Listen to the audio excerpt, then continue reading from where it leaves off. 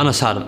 قبل أكثر من 23 سنة كنت مثل أي طفل يركض يلعب مع أقرانه وأبناء قريته. كانت نشأتي في جنوب غرب المملكة العربية السعودية في قرية صغيرة اسمها عراب، تقع ضمن مجموعة من القرى في إحدى ضواحي محافظة حدرفيدة. هناك عشت كل طفولتي وزهرة شبابي في أرض بلدي، واللي أكلت من خيرها وشربت من مائها وتعلمت في مدارسها. وأكثر من كل هذا وبحمد الله أتممت حفظ كتاب الله كاملا في مساجدها ومراكزها. كبرت أحلامي وصرت أرى أن القطاع العسكري أقرب لي من أي قطاع غيره، والحمد لله تحقق حلمي وعلقت النجمة والنجمتين وبدأت التدرج في العمل. كانت الخدمة قرابة 6 سنوات، 4 سنوات منها كانت في خميس مشيط، والسنتين الأخيرة كانت في معهد الشؤون الدينية للقوات المسلحة بالرياض.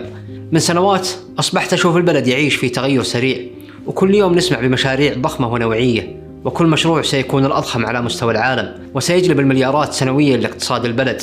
ومرت السنين والسنين ولا شفنا شيء على أرض الواقع. اللي نشوفه هو العكس تماما، فقر وبطالة منتشرة وفي ازدياد بين شباب الوطن.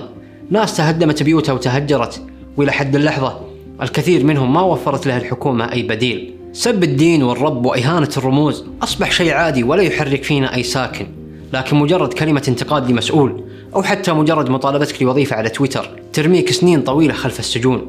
حتى في مجال عملي، الشؤون الدينية بنسبة كبيرة لا تقوم بعملها اللي من المفترض أنه يتخيلها أي شخص يسمع بكلمة شؤون دينية. وبدلا من أن تكون الشؤون الدينية والمنوط بها حماية فكر رجل عسكري وتسخيره لكل قضية إسلامية، رأيت أن الكثير من عملها يقوم بحماية صاحب السلطة تحت غطاء من الآيات والأحاديث، فيؤخذ منها ما يوافق صاحب السلطة ويترك ما يخالفه. أما العسكر وأحوالهم فشيء مؤلم ولا يسر عدو ولا صديق، خاصة المتقاعدين منهم واللي كسرت ظهورهم قلة المادة والتهميش وعدم احترام سنوات عملهم وتضحياتهم لهذا الوطن، فضلا عن محاربة من هو على خط النار في الحد الجنوبي في رواتبهم ومعيشتهم. في المقابل مئات الملايين والمليارات نشوفها تحترق على حفلات وأمور لا تقدم للبلد ولا للشعب أي قيمة حقيقية.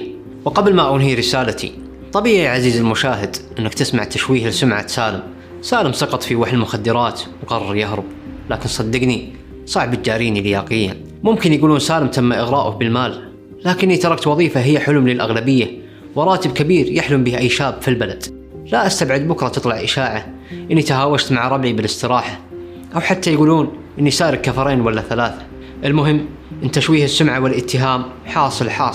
رسالة لكل من يشاهدني ويسمعني: ثمن الصمت باهظ، وفي حين كان الكثير يفضلون الصمت ويقولون بأنه هو الحكمة، اليوم نرى أننا ندفع فاتورة ذلك الصمت بشكل مؤلم سنة بعد أخرى في قيمنا وأخلاقنا ومبادئنا، بل وحتى في أرزاقنا. أنا الملازم أول سالم بن ناصر القحطاني، لا أعلن انشقاقي بل أعلن استمراري في مهام عملي كضابط مخلصا لوطني، وطن أرغب بإصلاحه ورقيه، بدلا من أن أكون مشرعنا للظلم والفساد وأداة من أدوات النظام المستبد.